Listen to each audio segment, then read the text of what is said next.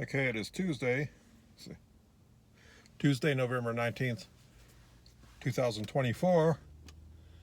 And I want to talk really quickly, well, hopefully quickly, um, about social isolation.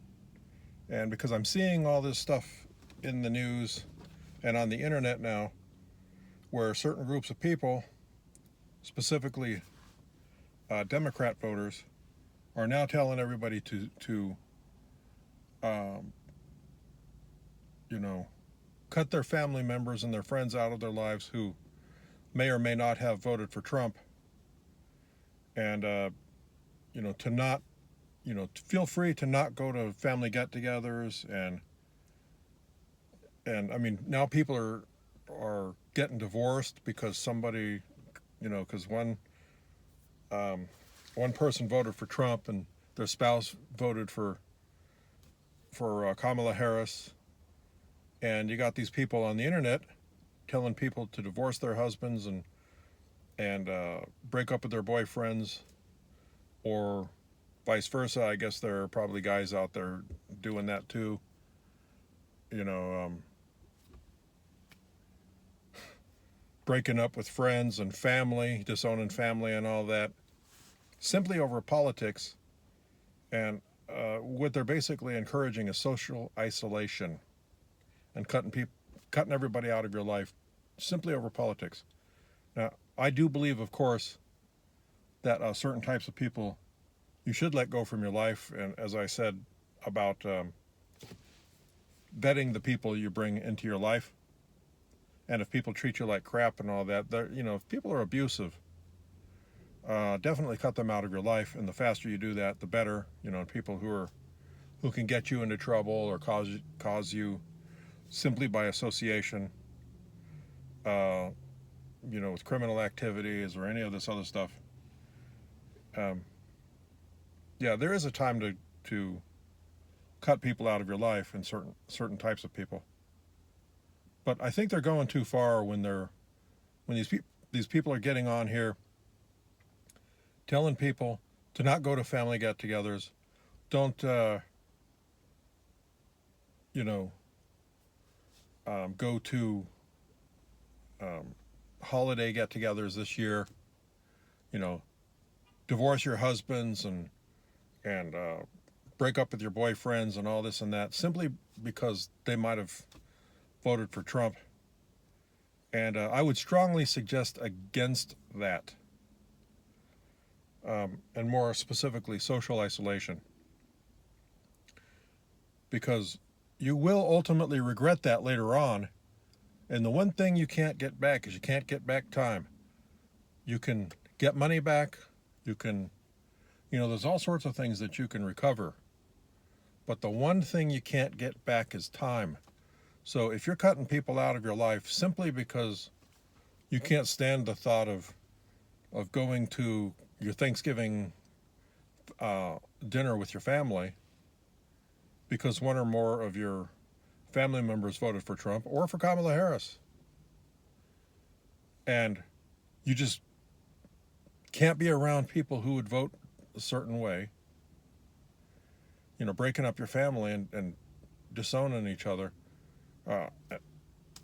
that's a big mistake. And I've seen at least 2 news reports now. One of a young woman who murdered her father with a pickaxe simply because he voted for Trump. And then another one was a guy who killed his wife and his children and then committed suicide because his wife voted for Trump. But he killed his 2 children and then committed suicide over that. It's like, what is the point of that? But I would really warn against and strongly discourage social isolation, because social isolation does lead to sadness and loneliness and depression. That is a fact. I know because I spent years socially isolating myself, because I had a very abusive childhood. You know, growing up, I was very much in an abusive and violent, as well as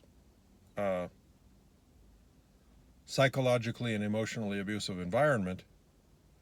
And as a result of that, to protect myself, I spent years isolating myself socially by, it'd be like I go to school, ignore everybody at school, go home, lock myself in my room, listen to music or watch TV, VCR tapes or whatever, or play video games, and then go back to school and repeat that. And then when I got out into the adult world, even when I later on had a job, it was like wash, rinse, and repeat. Go to work, pretty much be a loner at work, go home, lock myself in my apartment, and not be involved in anything. But my best friends were my computer and the TV and video games. And I did this for years, and even to where I'd like to get out of the apartment or out of the house or whatever, I would go to, two places in particular. One was the library, and the other one was movie theater. So it'd be like, I'd go to the library, and as a way to get out, but also because I was into a lot of research. I'm a very intellectually and academically oriented person. Love to learn languages, math, science, history, self-help stuff. I talk a lot about self-help on here. Personal development, things like that. But while I was at the library, what would I do? I'd go to the library and then ignore everybody. It'd be like, I'd pretend like I was the only person there. And I would get my books. I'd be looking around on the bookshelves and just wouldn't say hi to people, wouldn't socialize with anybody unless I absolutely had to. And the other thing that I would do to get out of the house would be to go to the movie theater. And what would I do? I'd get in line, get my tickets, go directly to the movie, watch the movie, sit by myself, then head back and have almost no human interaction. I did this for years. And I'm here to tell you that if you do that, occasionally it's a good idea to do such a thing, to decompress, have a little bit of personal time, have some downtime just to depressurize and relax, that sort of thing. Nothing wrong with that. But if you make it your 24/7 your lifestyle, where you isolate yourself, you don't get involved in activities, you don't pursue goals, your only goal is to be by yourself and to push the rest of the world out, you will become depressed, you will be lonely, and as the years go by, you will start realizing just how much you're missing out on in life, because you will miss out. I've had to play, because I self-isolated, I've had to play a lot of catch-up in life, to where I'm like perpetually behind, so to speak. Not necessarily competing with others, but just perpetually behind. Having children later in life. Hadn't gone to university when I should have. Missed out on a lot of networking and all that, which really, even business networking and career-wise and everything, to the point to where if you socially isolate yourself, you close a lot of doors of opportunity. One of the main reasons that most people, at least in the past, have gone to university after graduating from high school is not just for the education, for the diploma and all that, the degree, but to make the contacts that you will carry over onto later in life, business-wise and otherwise. So to make contacts there and to be a part of the alumni association. I saw somebody speaking about this the other day, that one of the main reasons why people would, especially with the Ivy League universities, the main reason why, especially rich people, because there was a scandal a couple of years ago about these rich people buying their way in, their kids, away in to universities like Harvard and all that. And it was saying that the reason that they do that is because by going to Harvard or some of these other universities like Yale, Princeton, Duke, Brown,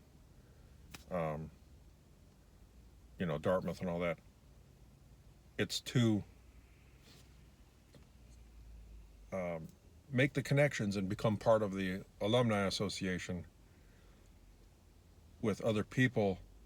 So now they have the networking that opens the doorways to business opportunities and high-paying jobs and things like that.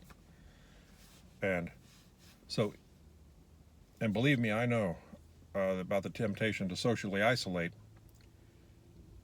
because a lot of people have often wondered why I'll sit there if I'm on the computer, I'm watching TV, and it's like I almost drown everything else out and I become immersed in whatever I'm watching. It's because I became that way because that was my escape. It was basically escapism. And so was a lot of my reading and studying various subjects, which has actually paid off in that way.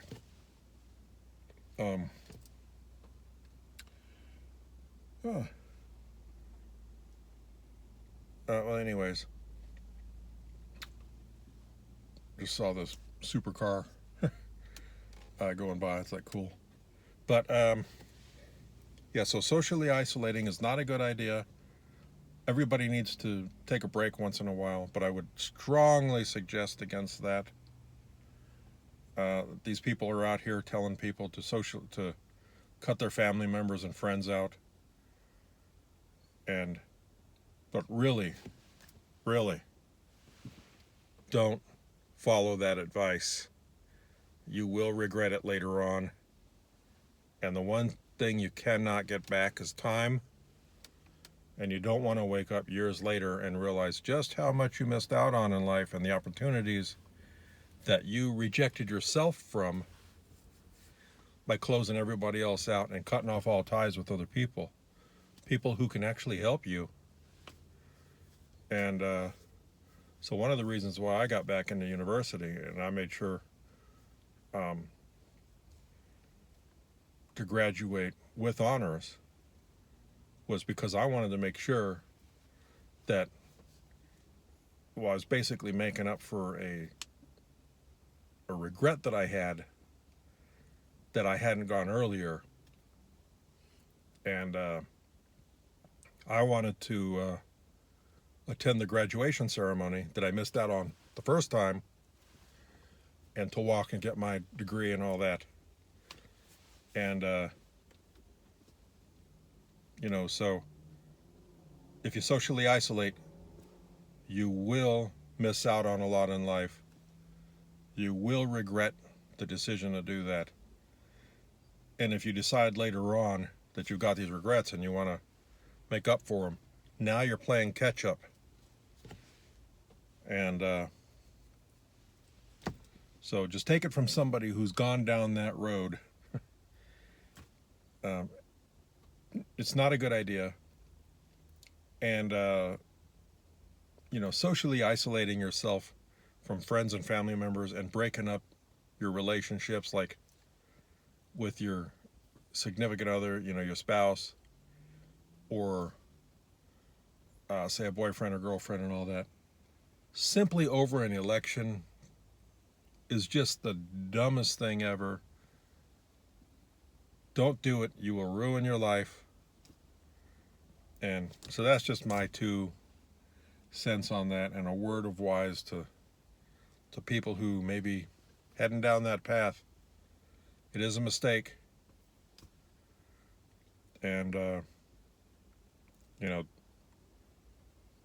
don't burn all your bridges and cut other people off just because they have a difference of political opinion and may have voted for the person that you're upset won and your person didn't. Or maybe you're a Trump supporter and you just want to cut out people out of your life who voted for Kamala Harris simply because they voted for Kamala Harris. I would suggest against that. So I guess that's all. And,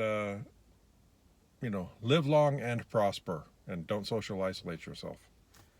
But live long and prosper. Or how did he do that? It was like, oh yeah, live long and prosper. So